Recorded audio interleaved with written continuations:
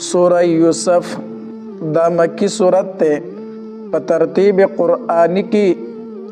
12 نمبر صورت تے مخی دا دین دا اللہ پا فضل سر یول صورتون ختم شو. پا ترتیب نزولی کی 53 نمبر صورت تے نازل شوه دے پس دا سورہ ہود نا او مخی دا سورہ حجر نا دا مکی مکرمی اخیری دور کی دا نازل شوه دے. آیتون مبارکہ پا کی یوصل او یول استی، رکوعات پا کی 2 استی. نم دا صورت سورہ یوسف تے وجہ تسمیعی دا یوسف علیہ السلام نم مبارک پا دی صورت کی سلیری زر راغلے دے 24 زلہ زکا دی صورت تا سورہ یوسف ویلیشی. ربط دا دی صورت دا ما قبل سر پا گنو وجوہ سر دے. یو دا چی سورہ ہود کی تسلی و نبی علیہ السلام لرا، نو پا دی صورت کی ہم تسلی دا نبی علیہ السلام لرا. دویم ربط دا دے چی سورہ ہود ہم دا یو پیغمبر پنوم سر مسماو ہود علیہ السلام، او دا صورت ہم دا یو پیغمبر پنوم سر مسما دے یوسف علیہ السلام. نو ذکر دا صورت پا اغی پس روڑو. شانی نزول دا دی صورت مبارکہ اغا دا دے چکل دا نبی علیہ السلام دا رسالت خبر مدینی منوری تا ارسے دو، نو مدینہ منورہ کی یہود پات کے دل اغی دا مکی مشرکین تسوال جواب رو لے گل. ایتاسو دا دی پیغمبر نا یو تپوسو کئی ویدا ورطا اوائے چی دا بنی اسرائیل خپل ملک چی دے آغا خو شام دے، دوی مصر تسنگ راغلو. دویم دا یوسف علیہ السلام واقعی سوا ویدا تپوس تاسو ردنا وکای.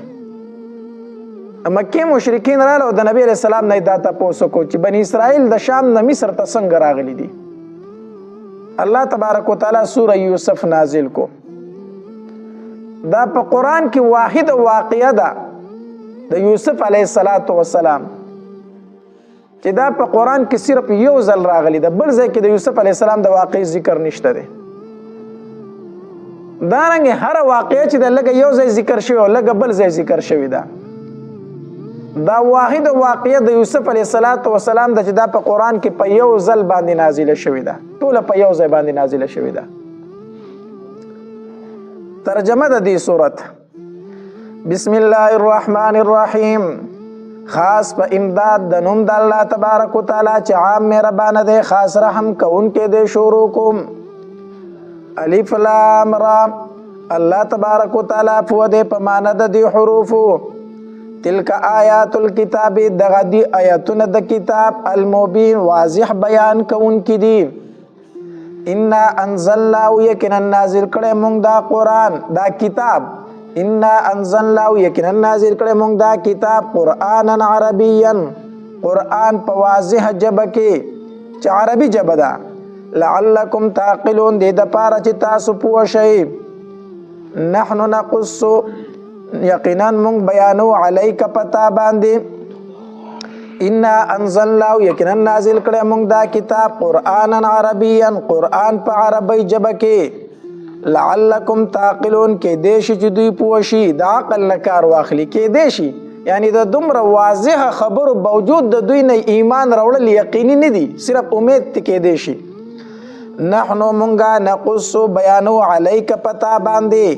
احسن القصص خیست بیان، بما اوحینا پا سبب دا دی چی وحی کری مونگا الیکا تاتا هذا القرآن دا دی قرآن. وَإِن كُنْتَ اگر چوی تو من قبلی مخی دا دینا لمن الغافلین خامخا دبی خبرنا. اذ قال یوسف ہر کلچ فرمائل یوسف علیہ السلام لی ابیہ پلار خفلتا، یا ابتی اے پلار زما انی رأیتو یکنن انمزو 11 کوکبا یول استوری والشمس انور والقمر اسپگمئی. رأیتهم انم دوی لرا لی ساجدین چی ماتا سجدہ کون کی دی. یوسف علیہ السلام خوب اولیدو او پلار تا دا خوب اوائلو دے وڑو که دے پا دغی ٹائم که معشوم دے پلار خوب اینما 11 ستوري او نور او سپګمۍ دا ماته سجده کوي. نو 11 ستوري یعقوب علیه السلام د په خوب پوه شو چې د 11 ستورو نه مراد د 11 سرونه دي. ځکه یوسف علیه السلام دا ټول 12 سرونه او د یعقوب علیه السلام 12 زامنو. دا 10 زامن د مشرۍ خزینه وو او دا 2 زامن د کشرۍ خزینه وو. چې کله لومبۍ ښځه مړه شوه نو بیا د هغې د خور سره یې نکاح وکړه. نو د هغې نه بیا یوسف علیه السلام او بنیامین پیدا شو. نو دوی دواړه د یوې مور نه او دا 10 مشري رونه چې دا د بلې مور نه. دوی 12 زامنو د یعقوب علیه السلام او بیا د 12 واړو اولاد پیدا شوی دی او د هر یو زوی نه ځان له خاندان جوړ شوی دی. د دې وجې نه بني اسرائیل چې دا 12 قبیلې وي او دا اسرائیل د یعقوب علیه السلام لقب وو. نو د دې وجې نه دوی ته څه ویلی کېږي؟ بني اسرائیل، د اسرائیل اولاد، یعنی د یعقوب علیه السلام اولاد. نو یوسف علیه السلام زه په خوب کې اینم چې 11 ستوري دي او نور دی او سپګمۍ ده او ما ته سجده کوي. یعقوب علیه السلام پوه شو چې دا 11 ستوري د ده رونه دي او دا نور سپګمۍ مور او پلار دي چې ده ته سجده کوي. مطلب دا دی الله به تبارک وتعالی به د ده نه ډېر لوی انسان جوړوي. قال رأيتم انم دوی لرا لی ساجدین چې ما ته دي سجده کوونکي. قال او فرمایل یعقوب علیه السلام یا بنیا اے بچوړیا لا تقصص مبیانوا رؤیاک خوفا علی اخوتک رونو خپلو ته. یو دا چې خوب دا هر چاته بیانول نه دي پکار. دویم دا چې خوب څه حقیقت لري. نو ګوره خوبونه چې دي دا په 3 قسمه دي. یو قسم خوب او هغه دی چې سړی د ورځې څه سوچونه کوي خو چې وده شي جو هغه بیا په خوب کینی. ښکاري سړی دی ټوله ځای ښکاري په سوچ کوي چې وده شي جو ښکار به کوي په غرونو کې به رواني نو دغې خوب له څه اعتبار نشته او نه د دغې څه تعبیر وي. دویم قسم خوب چې دی هغه شیطاني وسوسې وي. د شیطان د طرف نه انسان ته کله خوشحالي راځي او کله یری راځي په خوب کې. دغې خوب له هم څه اعتبار نشته دی. دریم قسم خوب چې دی دا د الله تبارک وتعالی د طرف نه وي او داسې خوب ته د نبوت 40مه عیسه ویلې شوې ده. یو خو د پیغمبرانو خوب دی هغه خو وحی وي خو چې انسان څومره نیکعمله وي نو دومره د ده خوب رښتینی هم وي او چې څومره سړی په فسق او فجور او ګناهونو کې اخته وي نو دومره د هغه خوب له اعتبار هم نه وي. نو چې کله د انسان ته خوب درته وي نو اول به د هغه نه دا تپوس وکړي چې هلکه دا خبرې خو به دې چېرته د ورځې په زړه کې نه وي. دویم دا دی د هغه د کار تپوس وکړي چې ته کار روزګار څه کوې شوق د څه شي لري. نو که د هغې سره د هغې تعلق ونه پوه شه چې د دې خوب څه تعبیر نشته دی. نو یو قسم خوب هغه دی چې هغه د الله د طرف نه وي. دا اکثر نیکان خلک کله کله د کافر او د فاسق فاجر خوب هم رښتینی شي خو اکثر خوبونه د نیکانو خلکو رښتینی خوبونه وي. نو چې کله د خوب ولیدو دا به هر انسان ته نه بیانوي ځکه حدیث مبارک کې راځي نبی علیه السلام فرمایي کله چې یو انسان خوب ویني دا خوب معلق ځوړند وي چې کله د دې تعبیر ایستلی شي نو دا خوب هغه شانتې واقع شي. وجه دا د تقدیر په 2 قسمه دی. یو تقدیر مبرم دی یو معلق دی. یو خو هغه تقدیر دی چې پکې بدلون نه راځي. دویم قسم تقدیر هغه دی چې بدلون راځي. الله تبارک وتعالی داسې لیکلي کو د انسان دا کار وکړو نو زه به داسې وکړم. لکه په دعا سره د انسان تقدیر بدلیږي که نه دین هغه معلق تقدیر مراد دی. الله تبارک وتعالی په ازل کې دا لیکلي کو د انسان دعا وغوښته خو زه به دا کار وله وکړم که وایي نه غوښته نو نه یې کوم ورله. نو دین تقدیر معلق مراد دی. نو چې کله انسان دا خوب بیان کړی شي او د دې تعبیر وځي نو دا هم هغه شانتې واقع کېږي. دغه شانتې واقع کېږي. د دې وجې نه حدیث مبارک کې منع راغلی ده چې خوب به هر چاته نه بیانوي. خوب به هغه انسان ته بیانوي چې هغه پوه وي عالم وي. دویم دا دی چې ستا خیرخوا وي ستا بدخوا نه وي. ځکه که انسان ستا بدخوا دی او تا ورته خوب بیان کړو ډایرکټ غلط تعبیر به وباسي که نه نو بیا به هغه شانتې واقع کېږي. نو خیرخوا ته او عالم ته او پوه انسان ته به خپل خوب بیانوي چې ما داسې خوب لیدلی دی. نو یعقوب علیه السلام هم یوسف علیه السلام ته فرمایي وایي دا خوب خپل ورونو ته مه وایه ځکه یعقوب علیه السلام د مخکې نه پوهېده چې دا ورونه ورسره حسد لري. وقال او فرمایل یعقوب علیہ الصلوۃ والسلام یا بنیا اے بچڑیا لا تقصص مبیانوا رؤیاک خوفل علی اخوتک پرون خپل باندې فیکیدو لک ندیب تدبیر او کستا خلاف کیدن په تدبیر کولو سره ان الشیطان یقینا شیطان چې دی للانسان د پاره د انسان عدو مبین دشمن دی ښکارا. نو یوسف علیہ الصلوۃ والسلام خوب په وړوکوالي ولیدو او د هغې تعبیر بیا کله ښکاره شو چې کله یوسف علیہ الصلوۃ والسلام 40 کالو ته ورسېد الله ورته پیغمبري ورکړه. نو دا لازمه نه ده چې ته نن خوب وینې او سهار له دې د هغې ته څه ښکاره شي نتیجه ښکاره شي. کله کله دغه تعبیر ډېره موده پس ښکاره کېږي. وکذلک او دغه رنګې یجتبیک غوره کړی دی تا لره ربک رب ستا وکذلک او دغه رنګې یجتبیک غوره کوي تا لره ربک رب ستا ویعلمک او وبښي تا ته من تأویل الاحادیث د تعبیر د خوبونو نه ویتم او پوره بکي علیک پتا باندې نعمت فل علیک پتا باندې وعلى آل یعقوب سرنګ چې پوره کړو په آل د یعقوب علیہ الصلوۃ والسلام ویتم پوره بکړي نعمت فل علیک پتا باندې وعلى آل یعقوب او په آل د یعقوب علیہ الصلوۃ والسلام باندې کما اتمها لک سرنګ چې پوره کړو دا علی ابویک استا په مشرانو باندې من قبل مخکره دینا ابراهیم چې ابراهیم علیہ الصلوۃ والسلام دی او اسحاق علیہ الصلوۃ والسلام دی ان ربک یقینا رب ستا علیم فود حکیم حکمت والده لقد کان فی یوسف او په تحقیق سره شته په واقع د یوسف علیہ الصلوۃ والسلام کې و اخوتی او درونو داغه کې آیت النخیل للسائلین د پاره د تپوس کوونکو د یوسف علیہ السلام او داغه درونو په واقع کې ډېر نخې د عبرت موجود دي. لوی نخه خو پکې دا ده چې الله تبارک وتعالى چاته ذلت ورکي کنه نو څوک ورته ذلت نشي ورکولی او چاله چې الله ذلت ورکي کنه هغه ته څوک عزت نشي ورکولی. مقصد دا دی کو ټول دنیا ستا خلاف راټول شي خو چې الله تبارک وتعالى ستا عزت مقرر کړي او ستا مرتبه مقرر کړي ستا په مرتبه کې څوک نقصان نشي راوستی. د یوسف علیہ الصلوۃ والسلام خلاف ټول رونه راټول شو چې یوسف علیہ السلام له الله کوم عزت ورکو هغه ورلا ورکو او په دې کې تسلی د نبی علیہ الصلوۃ والسلام لره هم چې پاک پیغمبر خپکیږه ما څنګه چې د یوسف علیہ السلام خلاف ډیر تدبیرونه شوي خو الله کامیاب یوسف علیہ السلام کو مخالفین کمزوري او ناکام شو د کرنګ کو ټول کفار ستا خلاف راټول شوي دي ستا اس نشي کولی الله به تا ته کامیابی درکوي ستا مخالفین به ناکام کوي. اذ قالوا هر کله چې ویل دوی له یوسف خامخا یوسف چې دی و اخوه او ورور ددو یعنی بنیامین احب دا ډیر محبوب دی الی ابینا پلار زمونږ ته ونحن غصبا او مونږ یو جماعت یو مونږ ډیر کسان یو لږ ځوانان یو بیا هم زمونږ پلار د دې دواړو سره مینه کوي. ان ابانا یقینا پلار زمونږ لفی ضلال خامخا په خطای مبین ښکاره کې دی.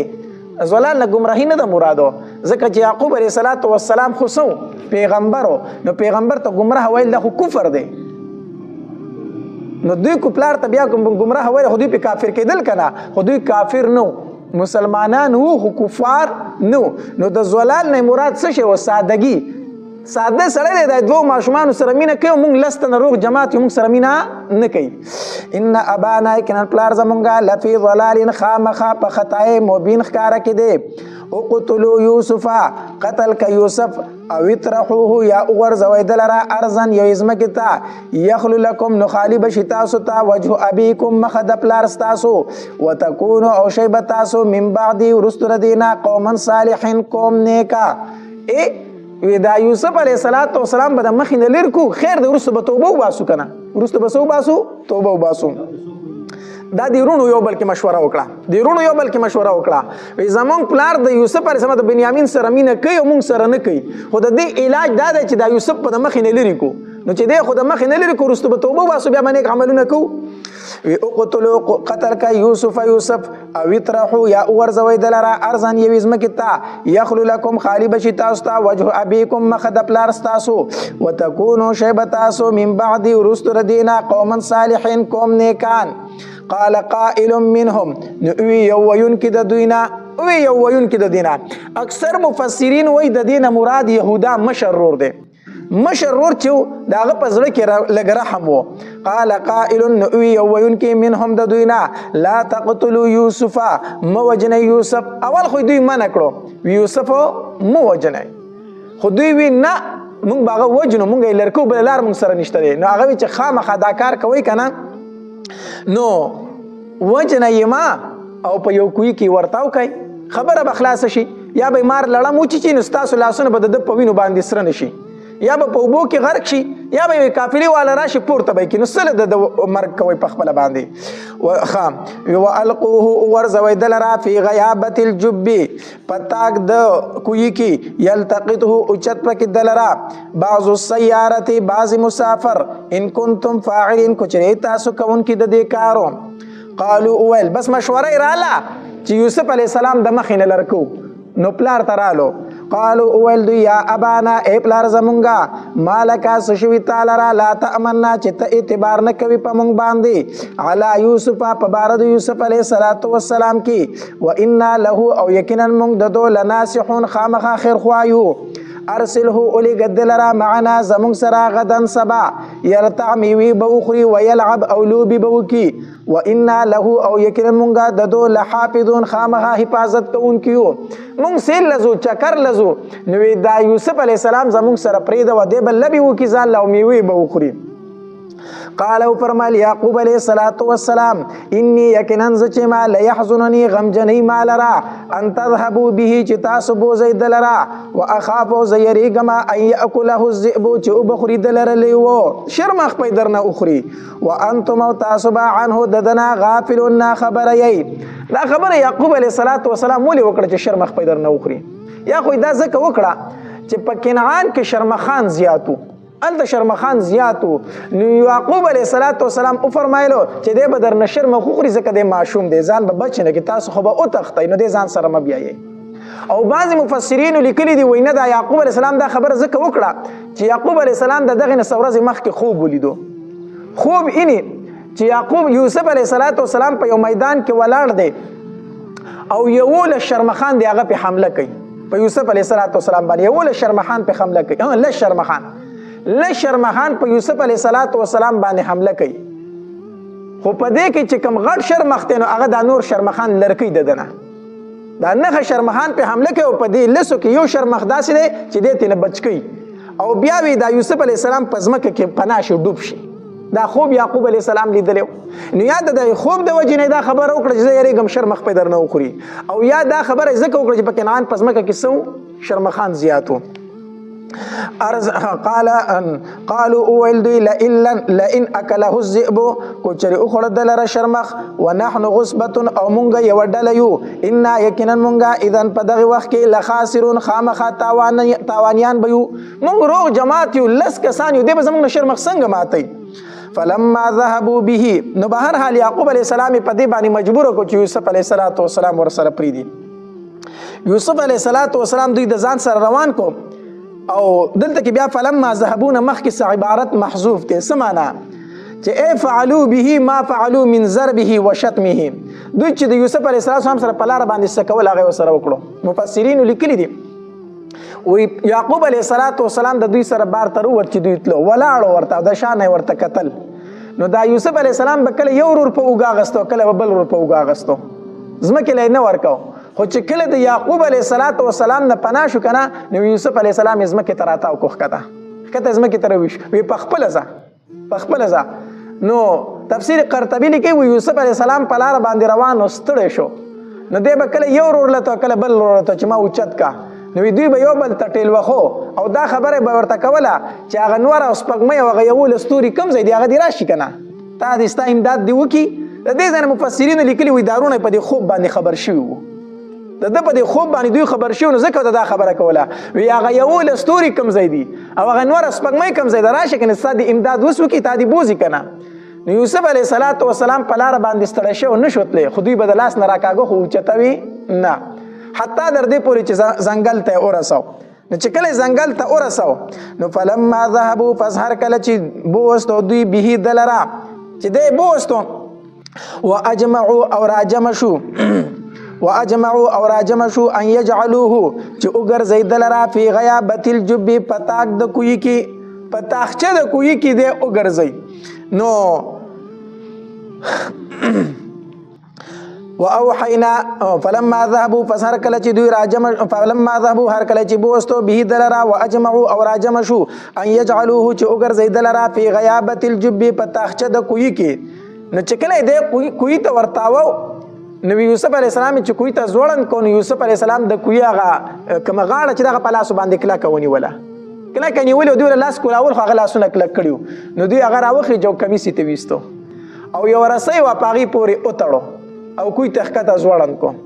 نو چې ځوړند کو نو هغه رسۍ پسې چې نیمې ته ورسېده رسۍ پسې کټ کړه ښکته یې ورته وکړو. نو فلما واوحینا وحي وکړه مونږه الیه یوسف علیه السلام ته لتنبئنهم چې خامخا ته به خبر کړي دوی لره بامرهم په کار د دوی باندې هذا چې دا دی وهم لا یشعرون او دوی نه خبره. دا کومه وحي وکړه په دغه ټایم کې خو یوسف علیه السلام ماشوم دی او پیغمبر ته وحي میلاویږي په 40 کال باندې. نو دی وحي نه مراد الهام دی لکه څرنګه چې الله تبارک وتعالی د موسی علیه السلام مور ته کړی و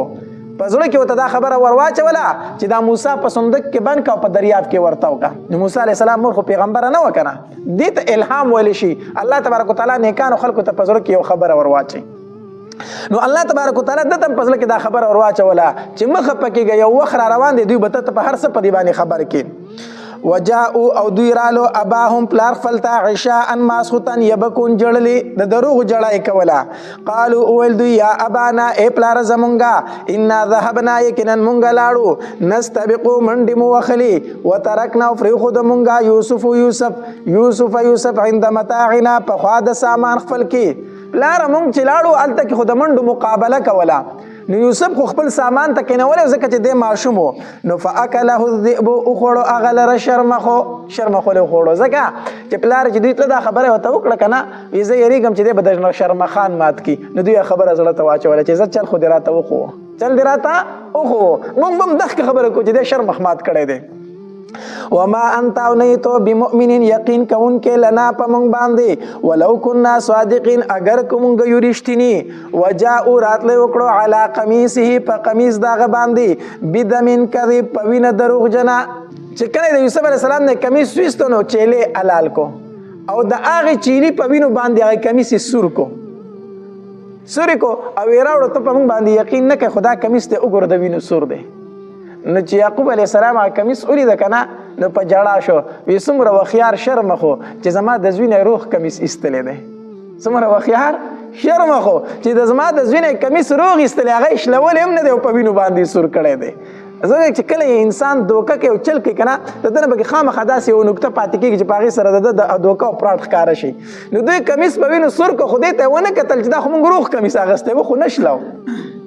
نو وجاءوا راتلی وکړو علی قمیصی په قمیص د هغه باندې بدم کذب په وینه دروغجنه. قال او فرمایل یعقوب علیه السلام بل سولت لکم بلکې ښایسته کړی دی تاسو ته انفسکم نفسونو ستاسو امرا یو کار بس دا خو درته نفس یو کار ښایسته کړی دی چې تاسو هغه وکړو. فصبر جمیل پس کار زما صبر ښایسته دی کار زما څه دی صبر ښایسته دی. صبر ښایسته څه ته ویلی شي صبر جمیل هغه دی چې په هغې کې شکوه نه وي مخلوق ته پکې ګیلې شکوي نه وي دې ته صبر جمیل ویلی شي.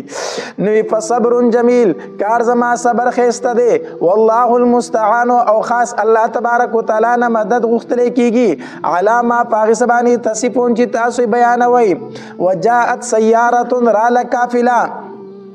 فارسلوا فسویلګو واردهم اوبه راوړونکي خپل فادلا دلوا نو هغه ځوړنده کړه بوکه خپله ځوړنده کړه. دوی یو اوبه په دغې طرف باندې یو قافله تېرېدله د شام نه بل خوا تله نو په دغې طرف باندې یو قافله تېرېدله نو هغې یو تن ته وی دلته ته لاړ شي چېرته کوې وګوره چې اوبه ترې نه راوړي. دغه کس چې لاړو د ده نوم مفسرینو لیکلی مالک ابن دعبیریه و د ده نوم و. دی چې لاړو دې کوهي ته بوکه ورښکته کړه کوهی ولیدو نو چې بوکه یې راخېجوله نو د اوبو په ځای باندې په بوکه پورې یو ښایسته ماشوم انښتی دی یو ډېر ښایسته ماشوم پورې انښتی دی. نو ده چغې کړې وي یا بشرا هذا غلام وا زیری دا خو هلک دی او هلک څنګه دی چې ډېر زیات ښایسته دی ځکه نبی علیه الصلاۃ والسلام فرمایي وي د معراج په شپه باندې چې زه بر اسمانونو ته لاړم نو زما د یوسف علیه الصلاۃ والسلام سره ملاقات وشو وی د ټولې دنیا نیم حسن چې د الله تبارک وتعالی یوسف علیه الصلاۃ والسلام ته ورکړی او دا نیم حسن په دې دنیا کې تقسیم کړی دی نو په دې دنیا کې چې خیسته نه خیسته انسانان دي کنه دا غنیم حسن دی د دې ټول مخلوق باندې تقسیم شوی غنیم حسن او غنیم ټول حسن الله تعالی ورکړی وو یوسف علیه السلام له ورکړی وو نو وجاءت سیارة رال قافله فارسلوا نفس ویلګو واردهم او براولن کې خپل فادلا دلوا نفس ولن د کړه بو خپل قال ان اول دو یا بشرا حیزره ده هذا غلام دا خو دې الکو واسروه او پټ کو دلرا بزاعه په سامان د تجارت کې پټ کو زکه چې نور قافلی والا نه پکې ایسه ونه غواړي زه به ځان له پس کې خرڅ کم مصر ته چلاړ شم الته به ځان له خرڅ کما واسروه پټ کو اغیل را بزاعه په سامان د تجارت کې والله الله تبارک وتعالى علیم فو بما پایس باندې والله الله تبارک وتعالى علیم فو دی بما پایس باندې عملون چې دوی عمل کوي وشروه نو خرڅ کو اغیل را بثمن بخس په قیمت لک سره چا خرڅ کو نو شرو هو کې دا هو ضمیر د یوسف علیه السلام ورونو ته راځي دی چې کله دوی کوی ته یوسف علیه السلام ورته وکړه کنه نو هر سحر به دوی تلو الته به تماشا کوله چې رسي وشو په کوی کې شته دی او کله چا بوسته دی مړ دی او کو ژوند دی کله کله به تماشا روزانه سحر تلو نو دوی چې ورلو وای قتل چې یوسف علیه السلام قافلی والو رانیولې دی او راغسته دی نو دوی ورته وویل وی دا خو زمونږ غلام دی دا خو زمونږ نه تښتېدی او دا زمونږ نه پټ شوی دی دا خو تاسو نیولی دی مونږ چې زمونږ نه ورک شوی دی دا تاسو نیولی دی قافلې والا ویرېدل چې اوس به راباندې د غلا الزام ولګوي که نه نو دوی ورته وی خیر دی دی تښتي را تښتي کو تاسو یې اخلی مونږ به یې در باندې درخرڅ کو کو تاسو یې اخلی نو قافلې والا وی صحیح ده په موږ باندې را خرڅ کوي نو وشروه بثمن بخس دراهم معدوده په یو څو دراهمو باندې دله خرڅ کو معدوده هغې دراهمو ته ویلی شي چې د څلوېښتو نه کمې ځکه د عربو دا عادت و چې پیسې به ډېرې وي که نه دراهم او دنانیر به ډېرو نو هغه به هغوی په وزن باندې بیا اخیستل او خرڅول به او چې لږ به نو په شمېر باندې نو د څلوېښتو نه به چې زیات و نو هغه به وزن کول او چې د څلوېښتو پورې و نو هغه به یې څه کول شمیرل نو دلته الله فرمایي په شمیرلو شو دراهم یې خرڅ کړو نو معلومیږي دا چې د څلوېښتو نه څه کم و مفسرینو لیکلي وي په 40 درهمه یې خرڅ کړو په څو درهمه په 40 درهمه او دوه د لس تنه او دوه درهمه یې دیرونو واغستلو نو وشروه خرڅ کو یوسف علیه السلام لرا بثمن بخس په قیمت لک باندې دراهم معدوده چې دراهم د شمیرو وکانو دی په د کې من الزاهدین درې بیرغبتیا کوونکو نه ځکه د دوی مقصد خو سو پیسې مقصد نه د دوی مقصد خو د یوسف علیه السلام د مخ نه پناه کول او هغه ورته حاصل شو وقال الذين خيكس اشتراه چې وای غست دلرا من مصر په مصر کې قافله لاړه مصر ته ورسېدله چې مصر ته ورسېدل یوسف علیه السلام د مصر منډای ته بوستو په هغه زمانہ کې په منډایانو کې داوینځي غلامان خرڅېدل نو یوسف علیه السلام منډای ته بوستو د خرڅ لپاره چې الته بوستو خلکو ولیدو نو الله تبارک وتعالى خو دل ډیر حسن ورکړو نو هر سړی وی چې دا ز اخلم د خلکو په یورش ولګېدو بس قافلی والو په بولی شروع کړه چې څوک په زیات قیمت اخلي مونږ به په هغه باندې خرڅو په دې دوران کې د مصر چې کوم وزیری خزانه چې هغه راغی هغه چې یوسف علیه السلام ته وکتل نو دی خوښ شو د هغه نوم قطفیر هغه وی دی زه اخلم قیمت یې څومره ورکو یوسف علیه السلام د وزن برابر سره زر د یوسف علیه السلام د وزن برابر ریخمی کپړې او داسې ورسره نور سامانو په دومره ډیر قیمت باندې یوسف علیه السلام واغستو نو وقال الذي ويخايكس اشتراه چې واغستو دلرا من مصر په مصر کې لامراته خزي خپلتا او د دغه زمانه بادشاہ چې داغه نوم ریان او بیا د یوسف علیه السلام په زمانه کې بیا مسلمان هم شو بیا وفات هم شو ریان دغه زمانه بادشاه خدا د وزیر خزانه هغه واغستو لامرأتی خزق پلیتا وی اکرمی خیسته کا مسوا او ټیکانه ددو عسى نزدې دا عین فعنا چې پیدا برا کې مونږ او نتخذو یا بونی سدلرا ولدان په بچی سره ذکر د اولاد نو یا بتینه بچی جوړ کو درې تنه ډیر قافیه شناسو دا ډیر پیجندون کو یو دا وزیر د مصر د چې یوسف علیه السلام ته وکتل دی پوه شو چې دا سما معلوم ماشومو نه دی نو ښځې ته وي د ډېر خیال وساته ګورې غلام به ترې نه جوړای دی به موږ ته ډېره زیاته پیدا راکړي دی وپېژنده یوسف علیه السلام دویم د کوم پیغمبر غالبا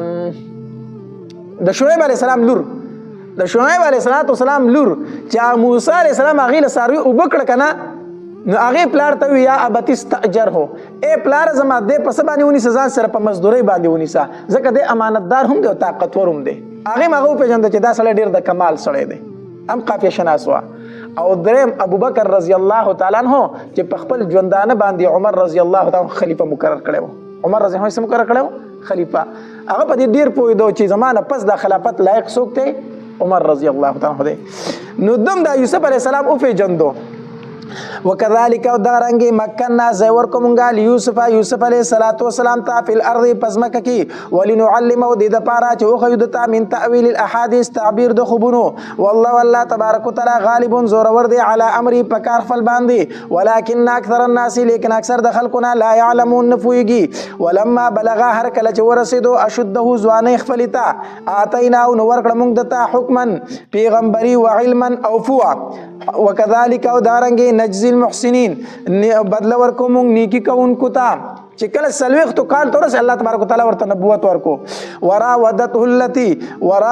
التي نو چل وکو مطالبه وکړه د دنه التي خزي هو چې دی په بیت په کور دا کېو عن نفسي په بار د نفس د کې وعلقت الابواب او بند کړي دروازې وقالت ويل دی هيت لك راشماتا قال فرمال يوسف عليه السلام معاذ الله پناه غواړم په الله سره ان ربي يكن رب زما چې دی احسن خيسته کړي دا مسوایا ټیکانه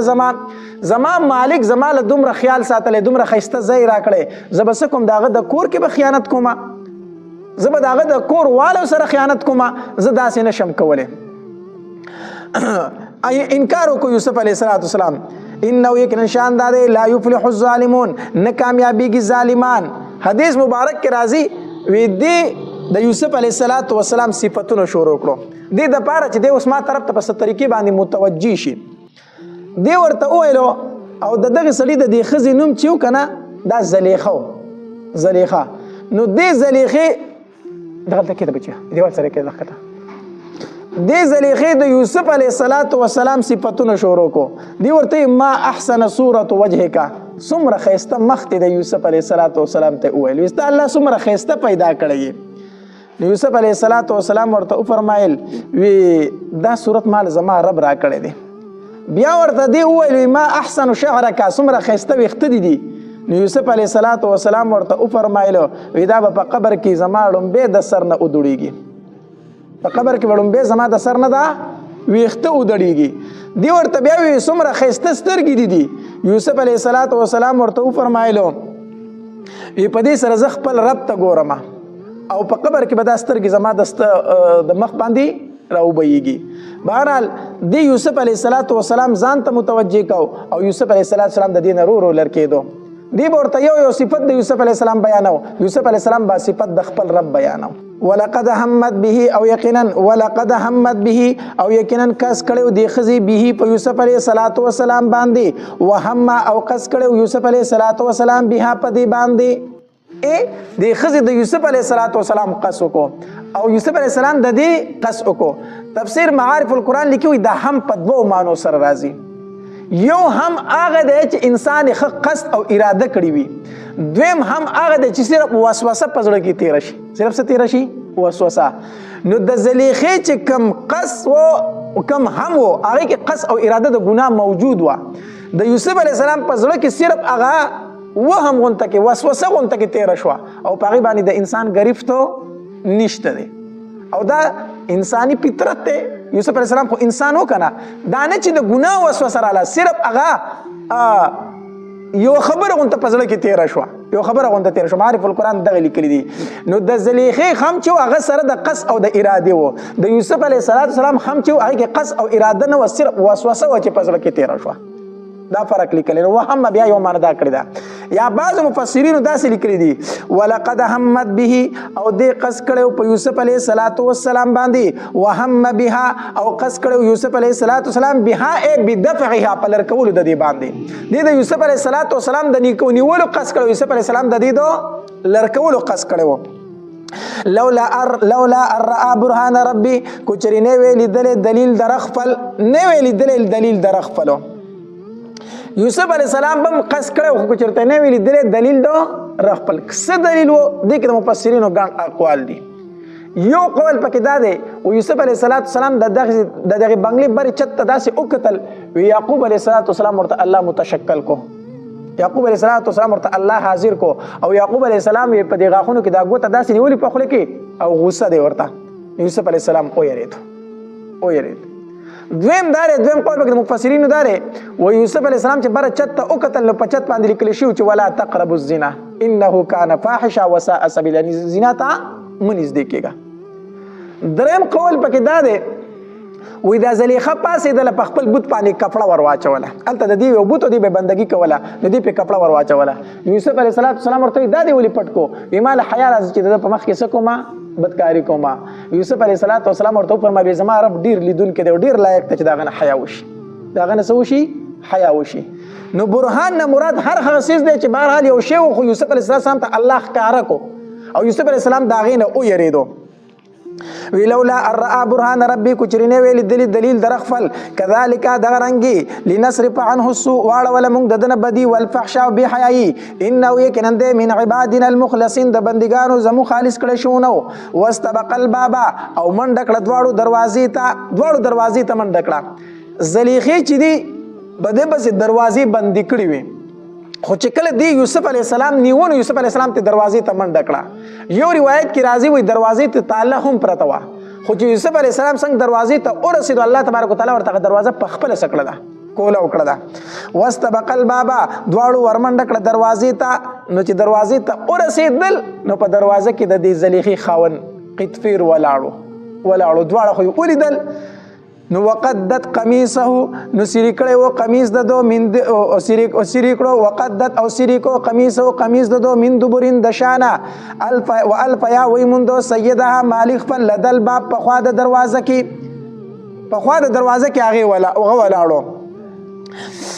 قالت اویل دی ما جزاء سبدل دا من د هغه چا اراده لري به اهلک د اهل ستا سره سو اند بدی ګوره مخکې شو په یوسف علیہ السلام پیغمبر او په دې باندې پرده راچوله رسوا کوله نه خو دې ډایرک خبره وکړله وستا د کور والا سره چې څوک د بدی اراده لري دغه سزا څه ده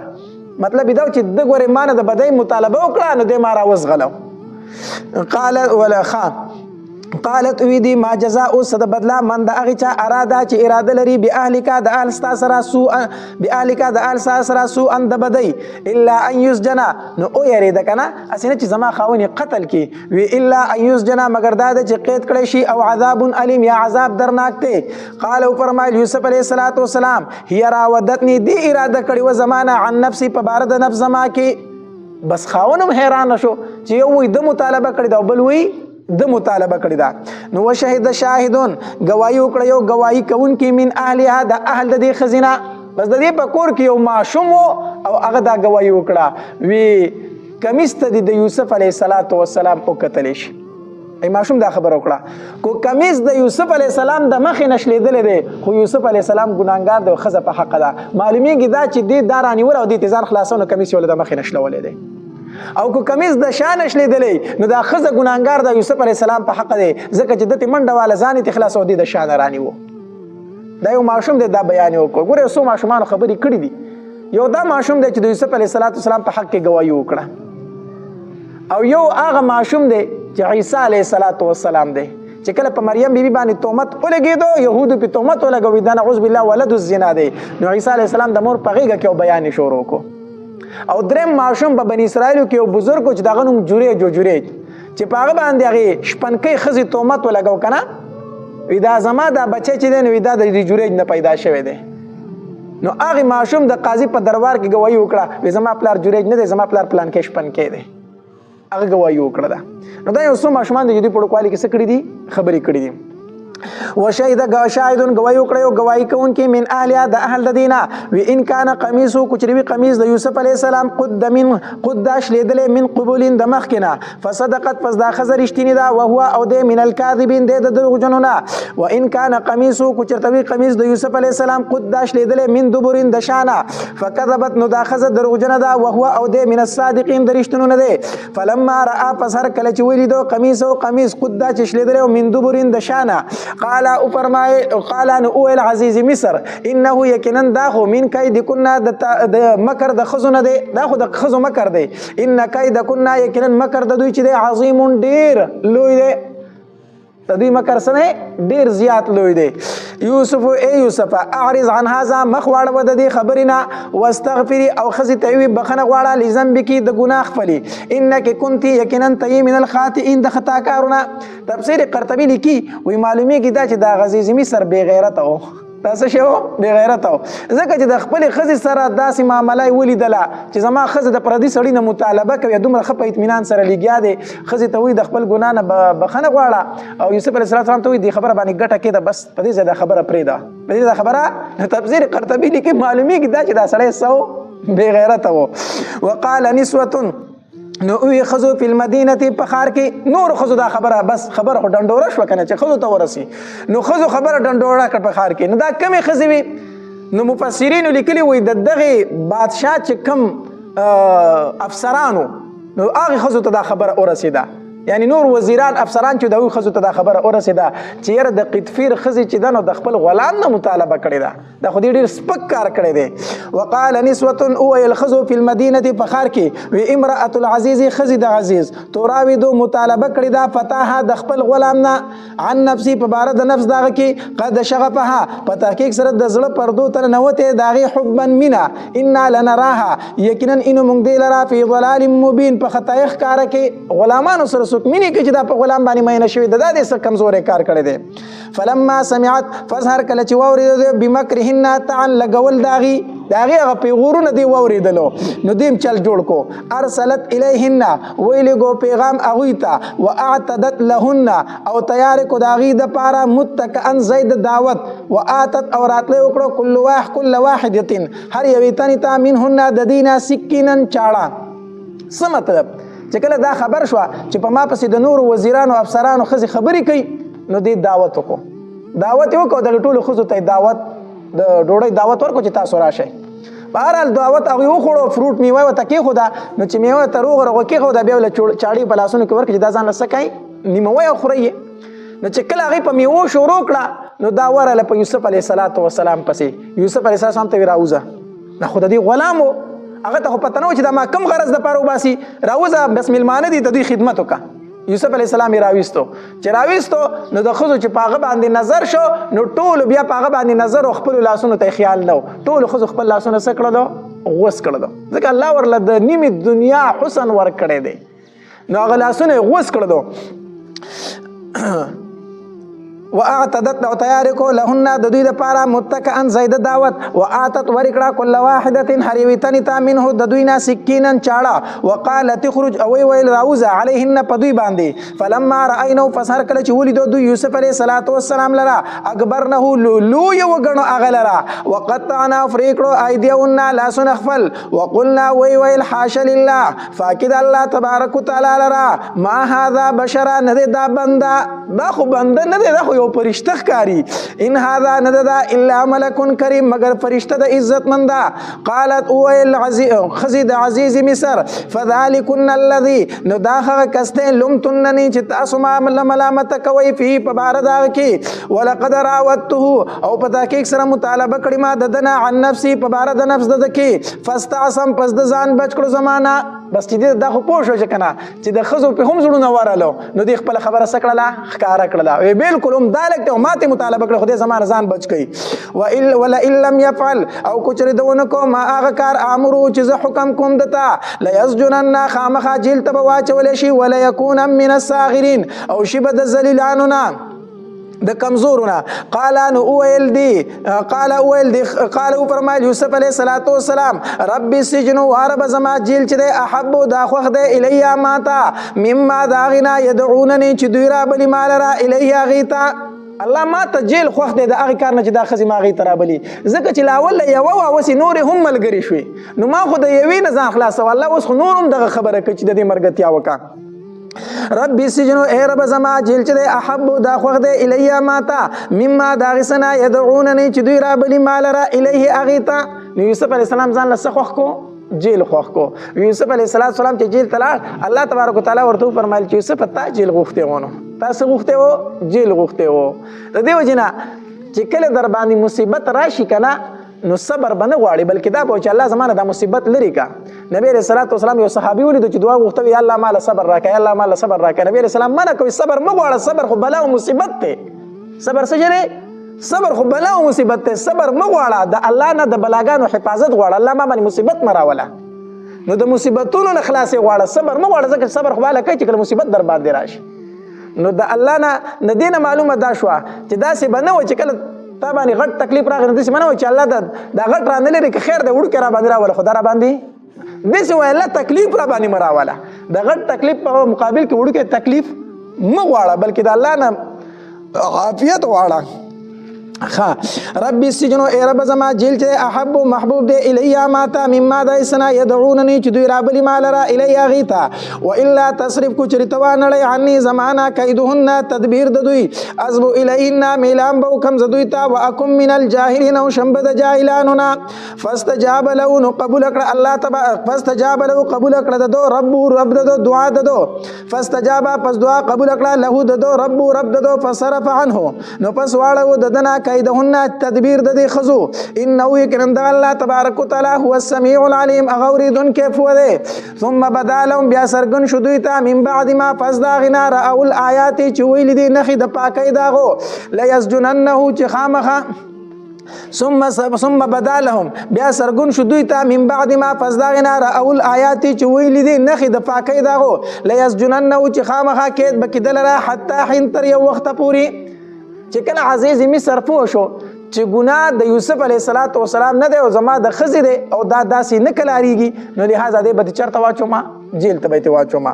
ودخل معه السجن داخل شو د ده سره جیل ته فتیان دوه تنه هلکان. کله چې یوسف علیه السلام جیل ته تو، نو د ده سره دوه تنه نور هم جیل ته داخل شو. په دا یو تن چې و دا د بادشاه ساقي و، او دا دویم د بادشاه باورچی و. یو ساقي و یو باورچی و، دا دواړه د یوسف علیه السلام سره دننه شو. په دوی باندې الزام دا و چې د بادشاه ته په خوراک کې زهر اچولی دي، خو په دې دواړو کې کم یو تن اچولی دي. نو د دې په باره کې تفتیش شروع و. د هغې تفتیشه پورې او د هغې معلوماتو پورې دوی چېرته ولېږل؟ جیل ته ولېږل چې په کم یو تن باندې سزا ثابت شو، هغه به پانسي کېږي. بیا خو په دې دوو تنو کې یو تن بادشاه ته څه اچولی دي؟ زهر اچولی دي. دا دواړه د یوسف علیه السلام سره جیل ته لاړو. یوسف علیه السلام چې کله جیل ته لاړ، روایتو کې راځي یوسف علیه السلام به د تمامو جیلیانو خدمت کو، او چې کله یو تن به پکې بیمار شو، د هغه به بیمار فرسی کوله، او دغه رنګې هر یو تن ته به تسلي ورکوله چې خیر دی ته به څه شي؟ آزاد به شي. هر یو تن له به تسلي ورکوله. د دې وجې نه د هر یو تن د یوسف علیه السلام سره څه پیدا شوله؟ مینه پیدا شوه. حتی در دې پورې چې د جیل کم مشر و هغه هم د یوسف علیه السلام سره ډېره څه پیدا شوه؟ مینه. او یوسف علیه السلام له راغې وی کو چېرته زما په اختیار کې وی نو ما به ته آزاد کړی وی، ځکه زما ستا سره ډېره زیاته مینه ده، ما ستا سره ډېره زیاته مینه ده. یوسف علیه السلام ورته وفرمایل چې د الله دپاره ما سره مینه مه کوئ، ما سره چې چا مینه کړې ځای په مصیبت کې اچولې ما سره نوره مینه مه کوئ، ځکه وی چې وړوکی وم نو ترور مې را باندې مینه